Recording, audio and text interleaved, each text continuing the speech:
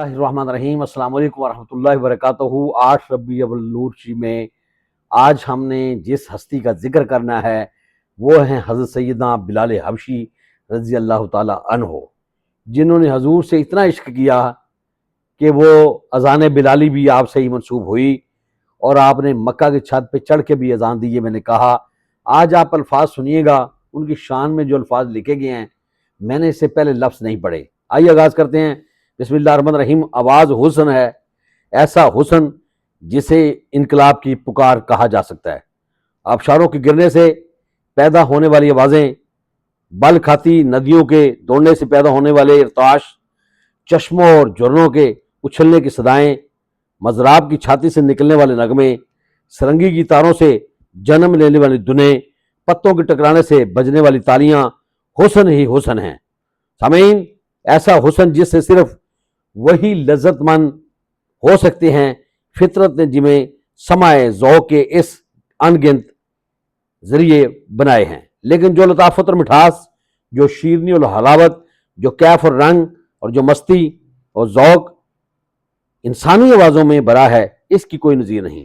اچھی آواز، خوبصورت آواز، سچی آواز، دلکش آواز، دل مو لینے والی آواز اچھی سوچوں کی مدر بن سکتی ہے، اچھے افکار کی دلیل ہو سکتی ہے، اچھے جذبات کی برہان ہو سکتی ہے، لیکن سامعین اس میں شک نہیں کہ اچھی آواز عشق کی اساس ہوتی ہے، درد کا اظہار ہوتی ہے، خوشگوار تبدیلیوں کی بنیاد ہوتی ہے، انقلاب کی ضرورت ہوتی ہے، اخلاق سازی کی دہلیز ثابت ہو سکتی ہے۔ انسانی تاریخ میں بہت سے لوگ پیدا ہوئے جن کے پاس فطرت کا یہ نور وافر مقدار میں موجود رہا، ایسے لوگ بھی جن کے برق برق خطبوں نے دل ہلا کے رکھ دیے، ایسے لوگ بھی جن کی باتوں کی کرن روشنی نے دل دھو دیے، ایسے لوگ بھی جن کے پھول پھول لبوں نے انسانی تقدیر بدل دی، ایسے لوگ بھی جن کے نور نور وازوں نے علم کے دریا بہا دیے، ایسے لوگوں کی بھی کمی نہیں جن کی سریلی آواز نے نوری جذبوں میں سفری سوچوں کی گندگی پیدا کی۔ گویا آواز کی تاریخ میں جہاں ساکت کے اعتبار سے بہت سی تبدیلیاں ہوتی ہیں، وہاں نشیب و فراز بھی آتے ہیں۔ ایسے ہی اثر اور تاثر کے لحاظ سے زمین اور آسمان کا فرق ہے، لیکن تاریخ کے کانوں کو یہ بات اچھی طرح سن لینی چاہیے کہ اس جہاں میں بسنے والوں کی ایک تعداد ایسی بھی سنی جو بلا شبہ کہکشاں کی چمک رکھتی ہے، بجلیوں کا اندازہ رکھتی ہے، سورج کی روشنی، چاند کے اجالے رکھتی ہے۔ ایسی آواز جس میں ہمیشہ کبریائی نغموں ہی کی مٹھاس ملتی ہے، ایسی آواز جو فضا میں مسکراتی ہے تو جنت کی حوریں بھی رقصاں ہوتی ہیں، ایسی آواز جو کانوں میں پڑتی ہے تو دل جنت ہوا اٹھتا ہے، ایسی آواز جو رات کا کلیجہ چیرتی تو فرشتے درود پڑھتے، ایسی آواز جو زماں کی زمین پر بکھرتی تو دنیا ملکوتی نظاروں کی نظیر بن جاتی۔ یہ آواز خوبصورت، یہ میٹھی آواز، یہ جہیر آواز، یہ گرجدار آواز، یہ نورانی آواز، یہ نور والی آواز تھی حضرت سیدنا بلال حبشی رضی اللہ تعالیٰ عنہ کی۔ جیسے میں نے ذکر کیا سامعین، یہ میرے میٹھے میٹھے اسلامی بھائیوں ایک ایسی ہستی ہے جن کے قدموں کی آواز آقا نامدار نے جنت میں سنی ہے۔ سامعین، یہ نازش کونین محمد صلی اللہ علیہ وسلم کی محبت اور پیار سے سنتے بلکہ دعا دیتے۔ حضرت سیدنا بلال حبشی رضی اللہ تعالیٰ کو تاریخ نے جس تصویری رنگ میں پیش کیا ہے وہ کیا ہے؟ مظلوم بلال، مسکین بلال، ستم زدہ بلال، مجبور بلال، ارے مقہور بلال، غلام بلال، لیکن فقیر بلال۔ سامعین، لیکن میں سمجھتا ہوں کہ بلال اگر فقیر تھے لیکن فقیر خدا مست تھے۔ عشق رسالت مآب نے انہیں ہر دو جہاں سے بے نیاز بنا دیا تھا، انہیں خدائے رحمت اور نعمت نے اس دولت سے نواز دیا تھا کہ دنیا کا مالدار اور مالدار شخص بھی ان کے سامنے ہیچ ہے۔ رسول کریم صلی اللہ علیہ وسلم کی مسلسل نظر کرم نے انہیں وہ مقام عطا کیا کہ حضرت امیر المومنین حضرت عمر فاروق رضی اللہ تعالیٰ عنہ جیسے بزرگ صحابہ بھی انہیں سیدنا کہہ کر پکارتے۔ سامعین، سو بلا مغالغہ کہا جا سکتا ہے کہ خوددار بلال، باحوصلہ بلال، کارکشا بلال، باطل شکن بلال، کفر سوز بلال، مجاہد بلال، ارے امین بلال، محب رسول بلال، معتمد رسول بلال، عشق کیش نبی بلال اور عشق کیش رسول بلال۔ آپ کی والدہ کا نام حمامہ تھا اور والد رباح تھے، ارے حبشہ کے رہنے والے تھے۔ غلام ہو کر بنو جمع کے پاس مکہ میں پہنچ گئے۔ حلیہ مورخین نے کیا لکھا ہے؟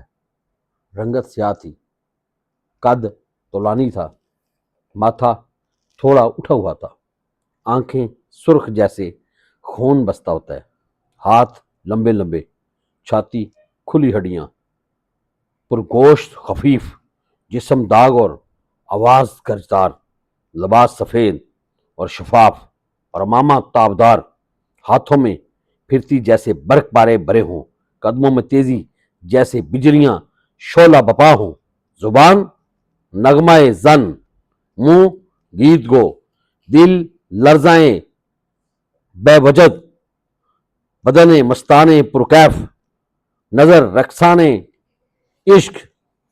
سامعین، سینہ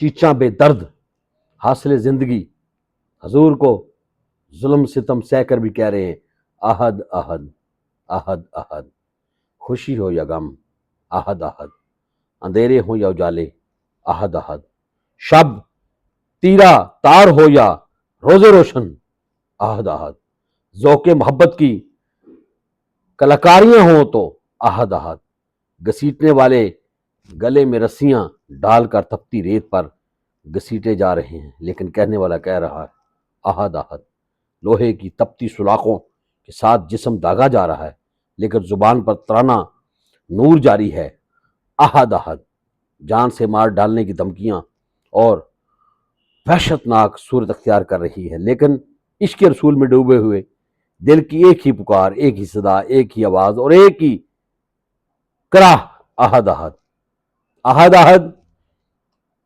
قول کا جواب نہیں ممکن، احد احد کے قائل کی بھی کوئی مثال نہیں۔ حضرت سیدنا بلال حبشی رضی اللہ تعالیٰ عنہ پہلے 6 یا 7 لوگوں میں ایک تھے جنہوں نے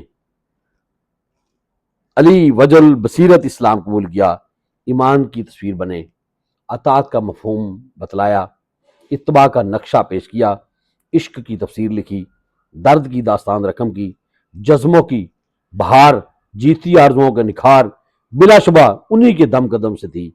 حضور اکرم صلی اللہ علیہ وسلم فرمایا سبقت لے جانے والے 4 ہیں، میں عربوں میں، صہیب رومیوں میں، سلیمان اہل فارس میں اور حضرت بلال حبشی رضی اللہ تعالیٰ عنہ حبشہ والوں میں۔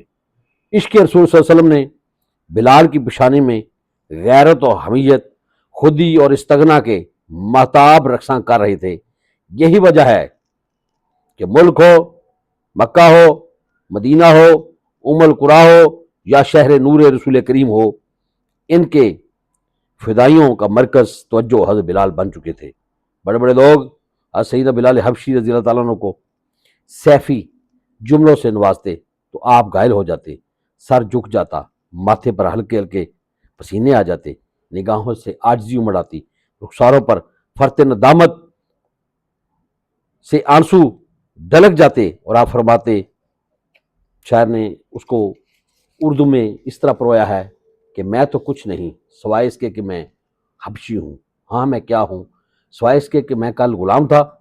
کیا خوب لکھا خالد محمود خالد نے کہ یہ اسلام کا دائمی ابدی فیضان ہے کہ جس نے بلال کو وہ دعام بخش دیا کہ آج مغرب ہو یا مشرق، پاکستان ہو یا چین، ملائیشیا ہو یا روس، ترکی ہو یا ایران، شام ہو یا سوڈان، بچے بھی حضرت سیدنا بلال حبشی رضی اللہ عنہ کا نام جانتے ہیں۔ اگر اسلام کا نور اور حضور کی محبت ان کے سینے میں جذب نہ ہوتی تو آپ غلام ہی ہوتے، غلاموں کی دنیا میں آج گم ہوتے اور کوئی انہیں آج تک جانتا نہ ہوتا۔ ہے تازہ آج تک وہ نوائے جگرے گداز، صدیوں سے سن رہا ہے جسے گوشے چرخ پیر اقبال، یہ کس کا فیض عام ہے، رومی فنا ہوا حبشی کو دعام ہے۔ اللہ اکبر، اللہ اکبر، یہ حسین کلمات اپنی دل آویزی ہی کی میں بے مثال نہیں بلکہ نماز کے لیے مسلمانوں کو جمع ہونے کا ایک ذریعہ بھی ہیں۔ الصلاۃ جامعہ، ایسا مختصر جملہ ہو یا الصلاۃ خیر من النوم پر وجاہت فکرہ ہر ایک کے حسن میں بلال حبشی رضی اللہ تعالیٰ کی یادیں مضمر ہیں، اس لیے انہیں سب سے پہلے حضور کے حکم پر ہی سب سے پہلے جو حکم ہوا وہ آپ نے اس کو بجا لایا۔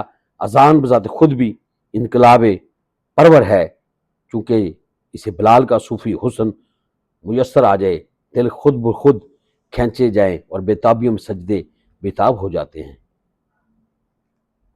ایک اور مورخ نے لکھا کہ اذان کی آواز جو سادہ مگر نہایت دلکش اور متین ہوتی ہے، اگرچہ دن کے وقت شہر کے شور و غل میں بھی مسجد نبوی کی دلکش اور خوش آئند معلوم ہوتی ہے، لیکن رات کے سناٹے میں اس کا اثر اور بھی عجیب طور پر شاعرانہ معلوم ہوتا ہے، یہاں تک کہ بہت سے اہل یورپ بھی پیغمبر اسلام صلی اللہ علیہ وسلم کو اس امر پر مبارکباد دیے بغیر نہیں رہ سکتے کہ اس نے انسان کی آواز کو مساسیاں اور تری اور عیسائیوں کے گرجوں کے گھنٹوں پر بھی ترجیح دی۔ اس میں شک نہیں کہ قدس، کعبہ اور مدینہ رسول کی پاکیزہ فضاؤں کی سب سے پہلی اذان کی روح پرور آواز سے جس ہستی نے مرتش کیا اور ان مقامات کی نسیم ہائے اقدس میں شوق و مستی کی خوشبوئیں اور انڈیلیں، وہ حضرت بلال حبشی رضی اللہ تعالیٰ عنہ ہی تھے۔ ان کا معذر ہونا بذات خود بڑی عظمت کی بات ہے، لیکن اس سے بھی زیادہ قابل توجہ بات یہ ہے کہ بلال ممار وقت تھے، نقیب وقت تھے، محافظ وقت تھے، پاسبان وقت تھے، آشنائے وقت تھے، اور چمک چونکہ ہمیشہ ذوق سے پیدا ہوتی ہے، چنانچہ اوقات کی معرفت سب سے زیادہ آپ کو حاصل تھی، اس لیے وہ معلن وقت ٹھہرے۔